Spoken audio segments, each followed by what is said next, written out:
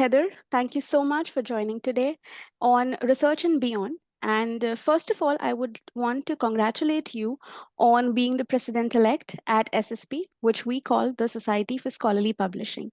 Congratulations. Thank you so much. Amazing. So let's begin with your journey and plans as we speak about SSP. Can you tell us about your journey in scholarly publishing to begin with, and how you became involved in the Society for Scholarly Publishing, which we call the SSP, and any memorable experience or milestone from your career that has significantly impacted your professional journey, let's say? Sure. Thanks for that question. I'm originally a historian, and had difficulty in the job market, the academic job market, as a lot of people do, and happily found a home in publishing. I started out on the book side, and worked in book acquisitions for history and military history, for quite some time. The company that I was working for went to an XML workflow for their books in 2004, which was pretty early. And it was a really painful process, but I could see the potential as a researcher myself. Oh, if I could search content, that would streamline, my research process. And so I became more and more interested in learning about that. And in order to work on that full time, I needed to move over from books to journals. So I worked at Springer. Before it was Springer Nature, I was the product manager for the Springer Link platform. So I got to learn about all of the technologies and standards and services that make hosting platforms go. So appreciated that learning. I took a little bit of a turn through the startup space. I worked at a course materials startup out of Stanford University, which had me communicating with all different types of publishers, as well as universities. And most recently, I do work for Delta Think a little more than 3 years now, which again, I really appreciate being able to work with all types of publishers, all types of service providers and vendors. And then I work on an open access data and analytics tool that we provide that has a lot of subscribers, not just from the publisher and vendor side, but also from the library and consortia space. So it's been quite a journey. My first SSP was, I think, in 2009, when a colleague from Springer asked me to fill in for him in what ended up being a pre-conference. So it was not just a presentation, it was a half-day session. I remember showing up at SSP, and it was quite a bit smaller then than it is today, maybe about half the size, about 500 attendees, and thinking both, wow, everybody knows each other already. How will I become a part of this? But also thinking, I want to become a part of this. That this is a lot of people that remind me of myself. I came out of that first meeting on 2 committees. I think that it was the annual meeting program committee, and also something called an organizational collaboration committee, which looked at work that SSP did with other organizations. So I would say I knew about doing volunteer work because I had done it in the library space, but SSP was my first introduction and awareness that doing volunteer committee work was possible in the publishing space as an industry. That's very impressive. Like, right from starting your first appearance at SSP in a pre-conference to now actually leading the entire committee and community, it's very commendable, and it's honestly very inspiring to me also as a science communicator. So, and I'm sure this interview will also inspire a lot of other women out there who are taking their stride in scholarly publishing, despite initially probably finding it a little difficult and challenging, which it definitely is. It could be a little daunting at certain times with new advances and changes taking place every day, but it's truly inspirational to see someone like you get on board and do something this aesthetic at the moment. So when I speak about taking on as the president of SSP, what are certain key initiatives that you plan to focus on for SSP? Yeah, so this happens to be a year where regular strategic planning has come up for SSP. I think they're on a multi-year cycle. So together with the other members in the board of the directors, we've been looking at that. SSP did a survey of members to hear more about what members wanted to focus on. So just as a matter of course, SSP will be reviewing the current programs and where some areas are that we might focus in the future. So I've been warned that that's going to take a lot of my time, and that's very exciting. So I don't know that I'm going to have a big splash type platform. I do want to continue the work that the past president, Randy Townsend, has started in the area of mental health and wellness. I think a lot of folks in our industry, as a lot of folks in the world, have struggled a little bit with COVID and post-COVID or whatever that is we're in now. And I do think that that's important. And it does take a lot of time for these initiatives. So you do, and the way SSP service works is you are the president-elect for a year, you're the president for a year, and then you're a past president. So that gives a little bit more time to focus, but a year is not enough for a big initiative like that. One thing I do want to spend time on is working with existing SSP committees around early career development and early career engagement. My sense is, and I've been a remote worker for quite some time, that if you started your career immediately prior to or during the pandemic, or you made a significant job change during that time, you may not have met your team, because you may be completely remote because you're not even near your team, or maybe that offices have closed or shifted their time in person. I know that companies may be spending resources a little bit differently in terms of sending people to events. So I want to make sure that early careers can meet as many people in the industry as possible so that they will fall in love with the Scholarly Communication space the way that I did. And I think it's really important to talk to early careers to find out what it is that they need. So not just to assume or try to replicate, what it was like for me, 20 or 25 years ago. So I'm looking forward to having lots of conversations, making sure that the professional development committee and the mentorship committee that SSP hosts can really make sure that early careers find out why they should stay, what the industry can do for them, and how they can give back, moving forward. So I'm going to be working with existing committees on that. That's exceptional. And, the initiative that you just spoke about of gathering all the people who've been working remote will be of great help in terms of understanding different cultural backgrounds also and understanding scholarly dynamics across the globe also.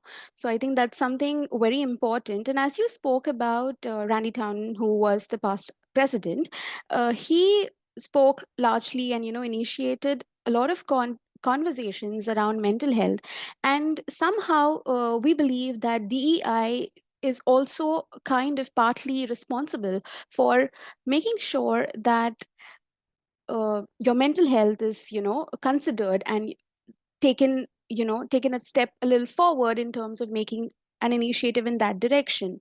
So speaking of your role at Delta Think as the director of community engagement, which rightly reflects in you wanting to get people together from remote places as well, must give you some valuable perspectives on DEI initiatives, I believe. And I'm a little curious to know how that experience might influence your approach at SSP. Other than, having to bring people together, are there anything else, is there anything else planned in that direction?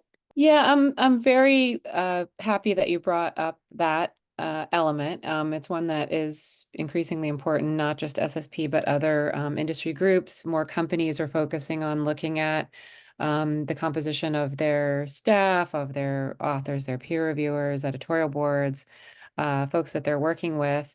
I think that there's a much better understanding now. There's more listening that's happening to not just early careers, but everyone, who is involved in the space who maybe comes from an underrepresented community. At Delta Think, we've done a number of initiatives working with companies who are trying to benchmark what is their current state in terms of diversity amongst different stakeholder perspectives. And so it's a combination of putting together collection uh, surveys and collection forms for those folks, but also using some AI tools along past data to get an idea from that space. Um, I think in terms of SSP, I've been working pretty closely as president-elect with the DEIA committee already. And I've just rotated off as a co-chair of a working group at ALPSP, which is another industry group, the Association for Learned and Professional Scholarly Publishing. So I know that that's a big focus. I think one thing to touch upon your mental health example is there's been some posts in the Scholarly Kitchen about I think that colloquially calling it like the DEI Yes. tax, where certain individuals and organizations are really called on to participate in task force and initiatives on top of their regular job, and maybe not feeling like they are uh, kind of a fully realized member of that group, but they are maybe like a box checking exercise, like, oh, we have our DEI, member. One of the things that SSP has done on the committee structure in recent years, I can't take any credit for this, but this is kind of how I find it, is that there are DEIA committee members embedded in all of the other committees that SSP has. So there's a constant two-way communication. If it's the education committee looking at, webinars, if it's the professional development committee, looking at, mentorship, there's an opportunity for the liaison from DEIA to bring up, oh, we're working on something over here that could be relevant, or please remember to have, diversity amongst your presenters. Make sure that there's an inclusive, environment, that's created so that, that communication piece, I think is incredibly important. And on the accessibility front, because I know that, we are EDI or DEI compared to where we're based in the world. And then other initials like belonging or justice, come up with that. And I do think that a lot of conversations around accessibility, can happen in those contexts. But in many organizations, the accessibility group is a technical group, Mm. and they're looking more at accessibility in terms of people using our content, using our products, and maybe less at how can we make sure that we hire with, an equity, internally. So I want to make sure that the A in DEIA does, also receive an emphasis, and is not overlooked in that context. Absolutely, Heather. And when you speak about committees being formed for DEIA initiatives, we've had the opportunity to speak with DIA advocates such as Chavi Chauhan and Damita Snow as well, who have been a part of absolute remarkable progress in terms of work equity policies as well. So that is something that is pretty inspirational, and wanting to understand that there is a need for this transition to take place in society. Also, the editor in chief of Anago Academy, Dr. Anupama Kapadia, she's also one of the members of the C4 disc panel. So this kind of we can say that the transition or the movement towards a more equitable and a more accessible scholarly publishing domain is something that we are at least on the verge of somewhere trying to get there in that sense, I believe. When I speak of you, I believe that you've been at the front row seat to the challenges around open access and accessibility through your work with Delta Things, open access data, and analytics tools. Uh, Shifting that towards the global scholarly community, what opportunities do you see for building a more equitable society in that sense? Yeah, I think about this a lot. I mean, my background, in history, being in military and diplomatic history, and my background in book acquisitions, touching on a lot of security studies topics. I know a lot of people who work in the policy space and a lot of people who are teaching, about the different background and context for the geopolitical tensions that we're experiencing now. Um, and we are really thinking about the uptake around OA from an equity standpoint, but also, again, from a data standpoint for publishers. So some of our, subscribers and some of the projects we work on look at what kinds of changes in global uptake of OA, different regional uptake in OA, subject areas, and how those are shifting and changing. For example, we use high energy physics, almost everything in high energy physics for a long time, due to initiatives like the Scope 3 and use of preprint services. A lot of those are OA, but high energy physics is a really small part of physics overall. So you need to ask, questions when you're honing in on different subject areas. You need to look at, which regions, which subject areas are growing over time, which is something that, we also collect information on. And we're working with libraries to look at their individual participation in OA by subject area, trying to look at researcher impact. A lot of librarians need to provide that information internally up through the provost, different departments. It helps them secure, resource funds for OA, and also, discovery tools and things like that that they might provide to their researchers. I think we're at a kind of pivotal turning point in open access with some, recent announcements by some funders and some shifts by some funders that there's a feeling that maybe, open access hasn't progressed far enough, fast enough, or that, larger publishers have just kind of pivoted and, are now publishing OA together with their subscription content. We do a lot of analysis at Delta Think around journals that do not have APCs, for example. They might be called the, diamond journals or platinum journals. So we've been looking at trends there. One of the big challenges on that front is a lot of journals that fall into that category are smaller scholar-led journals, and they may or may not have resources available, to create the best metadata, participate in, using identifier services and things like that, that most of the ScholComs community has come to accept. I try to remain very optimistic because a lot of the terminology that we use when it comes to OA, transformative agreements, read and publish, transitional, those kinds of things, those are new terminology, new models, subscribe to open that didn't even exist 5 or 6 years ago. And so some of what we'll be using 5 or 6 years from now is probably being created by some of the best minds in the business out there.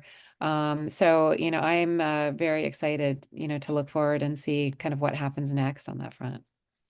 Yes, definitely. And I agree with the geopolitical tension that you mentioned, that it could probably be very difficult to get on the same page with everybody in terms of, let's say, scholarly communication, or making it a sustainable approach. Every approach would require a lot of diverse opinions from everywhere, and especially when international collaboration is involved, right?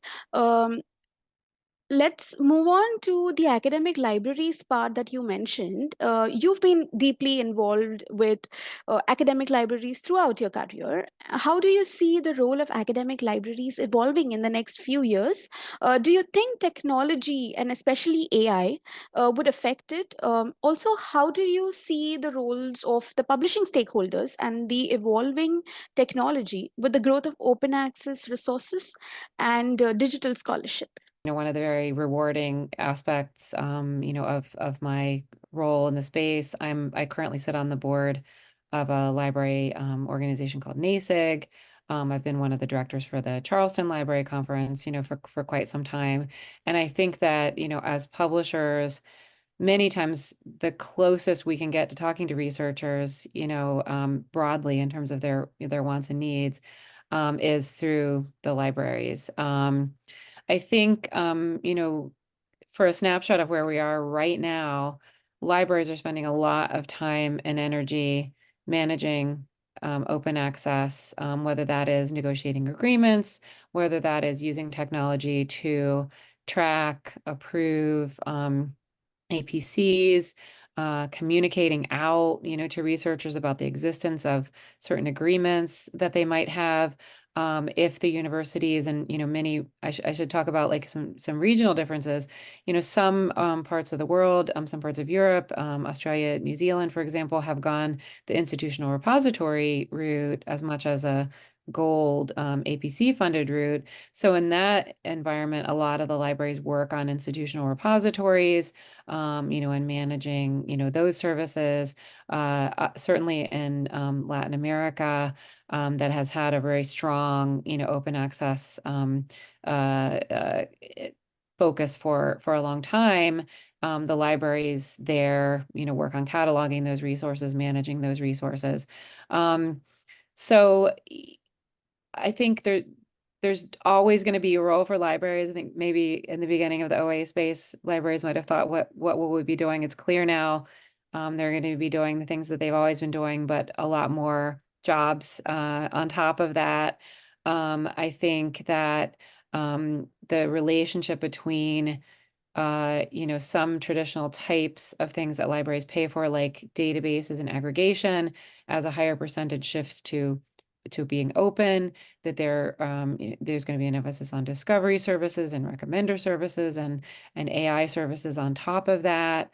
I'm hearing from, librarians that they are really becoming the communicators on campus, back to the classroom, giving little overviews in addition to what they would have talked about in the library about, use of AI tools and in writing and researching. And discovery. That is going to continue, for some time.